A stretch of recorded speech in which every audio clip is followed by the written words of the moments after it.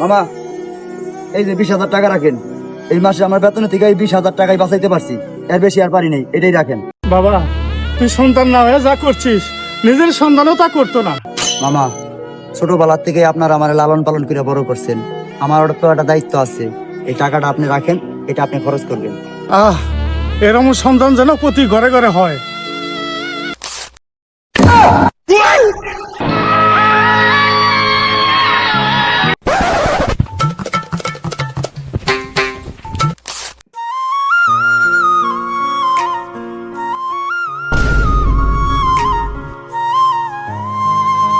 কি ব্যাপার, ও এত টাকা কোথায় পেলো? তাহলে যে আমি মামার কাছে টাকা দিয়ে আসলাম, এগুলো কি সেই টাকা?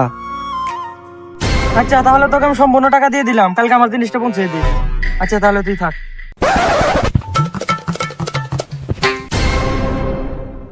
আচ্ছা মামা, সকালে যে আপনার 20,000 টাকা দিলাম, টাকাটা দেন তো, একটু আমার কাজে লাগবে। বাবা, কি কুমো লজ্জার কথা, তোর ভাই এসে জোর করে টাকাগুলো নিয়ে গেছে। কি, টাকাগুলো আপনার কাছে জোর করে নিয়ে গেছে? এরকম জঘন্য কাম ও কিভাবে করলো? শুধু আজকে না, এই 6 মাস ধরে যে টাকাগুলো তুই দিস, সব টাকা জোর করে আমার কাছ থেকে নিয়ে যায়। কি বলেন এইসব মামা? গত 6 মাস ধরে আপনারা যে টাকা দিতেছি, সব টাকা ও জোর করে নিয়ে যায়। আপনি তো আমার কখনো কর নাই।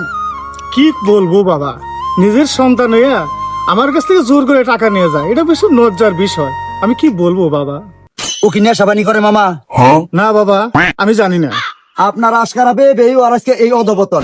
আপনি যদি ছোটবেলার থেকে ওরা শাসন করতেন, আজকে আর মামা এই দিন দেখতে হইতো না। আজকে ও বাড়ি আসুক, আর আমি নিজে শাসন করব।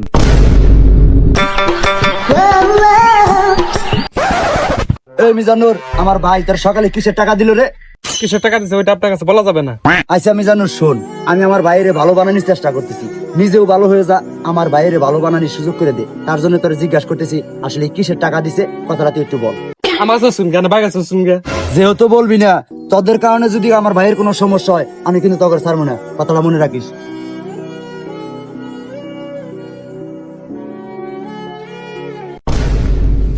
ভাই কখন বাড়িতে এসো?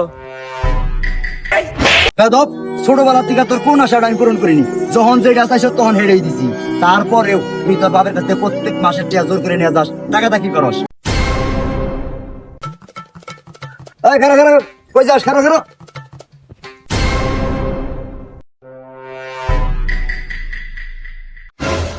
ভাই, তুমি আমার আপন ভাই না, তাও তুমি আমাদের জন্য অনেক কিছু করেছো। তুমি প্রতিদিন হেঁটে হেঁটে অফিসে যাও, যে তুমি অফিসে বসের কাছে গালি শোনো, এটা আমার আর সহ্য হয় না। তুমি যে মাসে মাসে আব্বাকে টাকা দাও, এই টাকাগুলো আমি নিয়ে আমি তোমার জন্য এই পুরোনো বাইকটা কিনেছি ভাই।